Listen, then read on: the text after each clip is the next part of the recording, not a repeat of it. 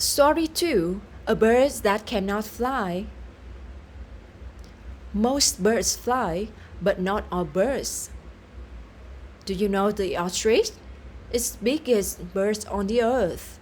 It stands 3 meters tall and is 150 kilometers in weight. Yes, an ostrich is a bird but cannot fly. Why can't it fly? Its wings are too small. It does not need to fly. It can run fast. It runs 60 kilometers per hour. That's fast.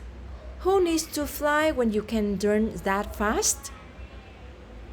Ready, set, go!